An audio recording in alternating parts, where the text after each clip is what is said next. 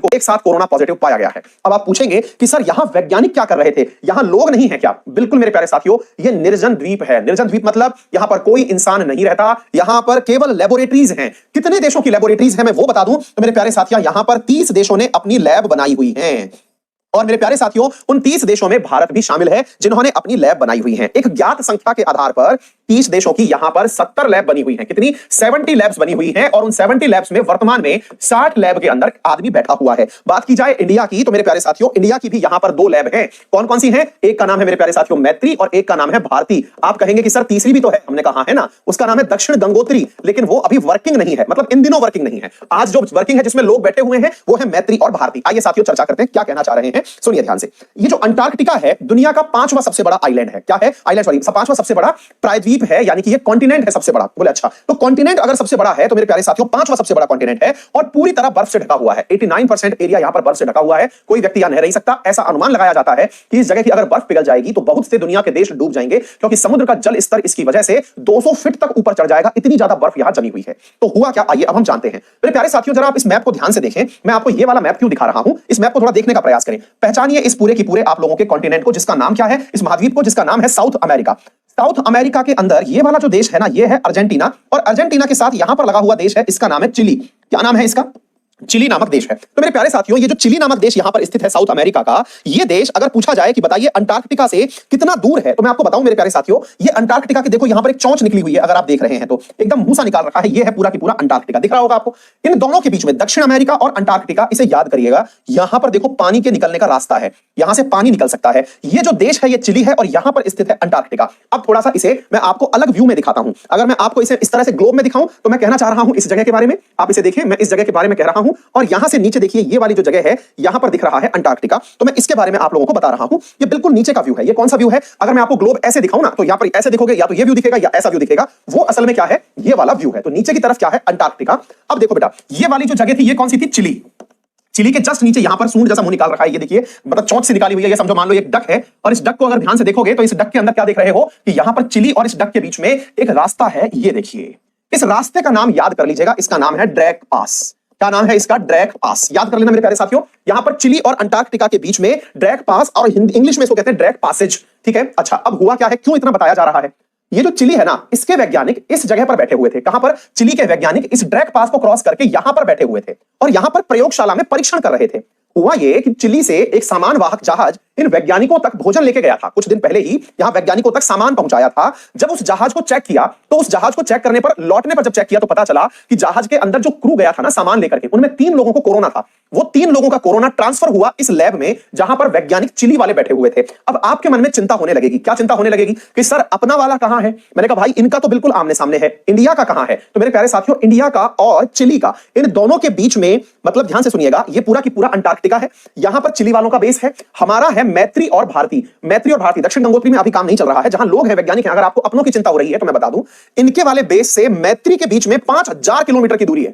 कितने किलोमीटर की दूरी है? 5000 किलोमीटर की दूरी है। अगर मैं आपको यह बताऊं कि हमारा मैत्री जो है वो इनके वाले बेस से कितना दूर है, और मैत्री और भारती जो है वो लगभग 3000 किलोमीटर एक दूसरे से दूर हैं। कितने? 3000 किलोमीटर दूर हैं। बोले सर यहां पर कितनी लेबोरेटरी हैं? मैंने कहा कुल 60 लेबोरेटरी हैं अंटार्कटिका में, जो कि विज्ञान के प्रयोग कर रही हैं। अब आप पूछेंगे सर एक सेकंड, एक सवाल का आंसर दीजिए। हमने कहा पूछिए सर, यहां पर ये लोग प्रयोग क्या करते हैं? मैंने कहा भाई कोई भी चीज में परिवर्तन अगर हो रहा है, जलवायु में परिवर्तन हो रहा है, या फिर कहीं से सोलर फ्लेयर्स आ रही हैं उनमें परिवर्तन हो रहा है, तो उनका परीक्षण ये करते हैं। जो है पास में अपने ऑफिस में मांग रहे होते हैं, उनकी सारी की सारी जानकारी इसरो में आ रही होती है।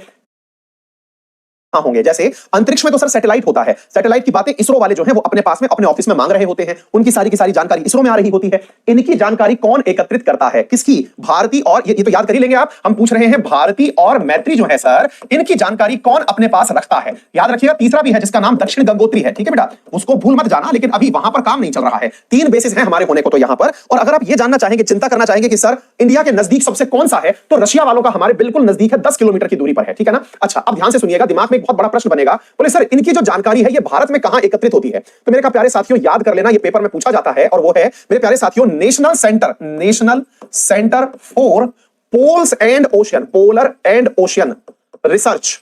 मेरे प्यारे साथियों ये स्थित है, जो कि इन सभी के आंकड़े एकत्रित करता है। ये स्थित कहां पर है? तो मेरे प्यारे साथियों ये गोवा में स्थित है। कहां पर स्थित है बेटा? गोवा में। क्या चीज बता रहा हूं? इन आंकड़ों को एकत्रित करने वाला centre national centre for polar and ocean research कहां पर स्थित है? गोवा में स्थित है, जिनके साथ में इनका संबंध सीधा स्थापित रहता है। पहली बात, गोवा में है तो इनका कोई ना कोई डायरेक्टर भी होगा। तो मेरे प्यारे साथियों याद कर लीजिएगा, रविचंद्रन जो है, रविचंद्रन मेरे प्यारे साथियों, वो वर्तमान में इस सेंटर के, जिसका नाम क्या हो गया? National centre of polar and ocean research, इसके मेरे प्यारे साथियों डायरेक्टर हैं। मेरे प्यारे साथियों इन रविचंद्रन जी से संवाददाताओं ने बात करी। क्या बात करी? कि साहब एक बात बताइए, अपनों का क्या हाल है? बोले मतलब? बोले अपने लोग भी तो वहां गए हुए हैं। बोले हाँ। तो बोले वो लोग सुरक्षित हैं कि नहीं है? तो इन्होंने कहा कि हमारे जो मैत्री और यहां पर गए हुए लोग बाग हैं, देखिए ये रहा मेरे प्यारे साथियों मैत्री आपके सामने, और इसको देखिए यहां पर इनका जो हुआ है चिली वालों का, वो तो कारनामा यहां पर हुआ है। बोले देखिए हम तो यहां पर बैठे हुए हैं और यहीं पर दक्षिण गंगोत्री भी है और भारती भी है। बोले देखिए आपको ध्यान से समझना होगा, हमारे जो दो सेंटर हैं वो इनके दो सेंटर से बोले कम से कम दक्षिण गंगोत्री मैत्री भारती ये जो है ये हमारे यहां से 5,000 किलोमीटर की दूरी पर है। बोले अच्छा। बोले सर एक बात बताइए रविचंद्रन जी, हमारे लोगों को चिंता होनी चाहिए कि नहीं होनी चाहिए? तो इन्होंने कहा देखिए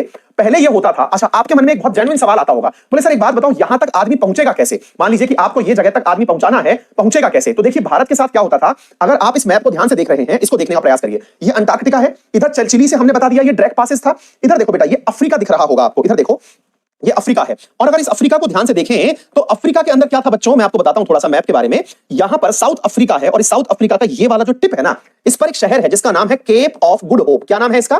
केप ऑफ गुड होप। ये आपने बहुत ज्यादा बार याद किया होगा क्योंकि वास्को डी गामा वगैरह जब लोग आते थे ना तो यहीं से होते हुए केप ऑफ गुड होप, ठीक है ना? केप ऑफ गुड होप यानी कि ये वाला एकदम किनारा है। भारत से क्या होता है, अच्छा ये देख रहे हो आप, ये क्या है मेरे प्यारे साथियों? ये जगह है मेडागास्कर। मेडागास्कर और अफ्रीका के बीच में यहां से होकर के एक रास्ता गुजरता है जिसे आप कहते हैं मोजाम्बिक चैनल। क्या कहते हैं? Mozambique channel. होता क्या है कि ये वाला जो रास्ता है इससे होते हुए हम भारत वाले पहुंचते हैं साउथ अफ्रीका। पहली जो स्टॉपेज लेते हैं हम लोग वो यहां लेते हैं साउथ अफ्रीका में, जब यहां पहुंचा रहे होते हैं। इसके बाद में हम लोग यहां से यहां लैंड करते हैं जस्ट सामने। तो केप ऑफ गुड होप के जैसे चिली के जस्ट सामने इनका है, हमारा बोले यहां पर है। बोले अच्छा। तो बोले अभी जब से हमको ये पता चला है, क्या पता चला है? कि भाई यहां पर कोरोना निकल आया है, तो हमने नियम क्या बनाया है वो बता दें आपको। बोले क्या? बोले देखिए हम लोग है ना यहां पर वैज्ञानिकों का हर 6 महीने में अल्टरेशन करते रहते हैं। भारत के 50 वैज्ञानिक हैं यहां पर। बोले अच्छा। बोले हम क्या करते हैं, पहले हम जहाज लेके जाते थे, केप ऑफ गुड होप रुकते थे, वहां से अपना फ्यूल वगैरह डालते थे गाड़ी में और वहीं से सीधा निकल करके आगे चले जाते थे। लेकिन जैसे ही कोरोना का हमें पता चला है तो हमारे 50 जो वैज्ञानिक हैं ये जाने वाले हैं। ऐसी स्थिति में हम क्या करेंगे, यहीं पर एक देश है जिसका नाम है मॉरिशस, हम बोले इस समय जाएंगे और मॉरिशस रुकेंगे और मॉरिशस से सीधे यहां जाएंगे। हमारे वैज्ञानिक उतरेंगे नहीं, सीधे जाएंगे ताकि किसी भी प्रकार का कोई कांटेक्ट ना हो। केवल हम लोग इतना सा करेंगे कि यहां से फ्यूल लेंगे और सीधे वैज्ञानिकों को वहां पहुंचाएंगे। ये तो हो गई बात। बोले हम लोगों ने एक काउंसिल बना रखी है इस पूरी रिसर्च को लेकर के, और उस काउंसिल ने निष्कर्ष निकाला था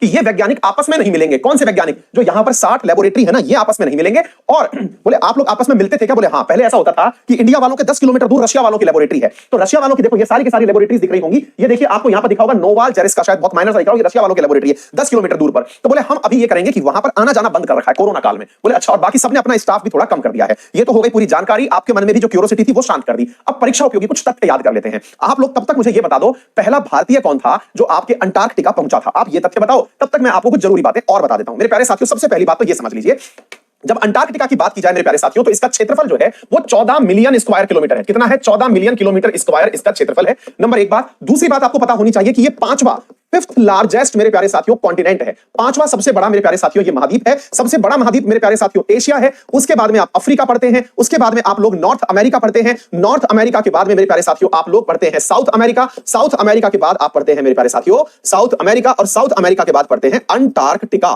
ठीक है ना? तो अंटार्कटिका जो है आप सबसे लास्ट में यानी 5वें नंबर पर पढ़ते हैं। कुल 7 कॉन्टिनेंट है। हाँ जी पहला, हाँ जी रामचरण जी। देखिए साथियों मैंने ना आज इस पूरे सवाल को बिल्कुल जीके अजय ज्ञानेंद्र दीपक भवानी इसको ढूंढने में बहुत टाइम लगाया और दो बातें निकल करके आई। जब मैंने ये फैक्ट ढूंढा ना आपकी तरह कि पहला भारतीय कौन गया था, तो भाई मुझे दो जानकारी पता चली। 1961 में या 1960 में लेफ्टिनेंट थे अपने, ये लेफ्टिनेंट रामचरण। ठीक है? ये लेफ्टिनेंट रामचरण थे ना, ये अपने नाम के पीछे जिनके अपन जी लगाते हैं मेरे प्यारे साथियों, ये सबसे पहली बार विजिट किए थे।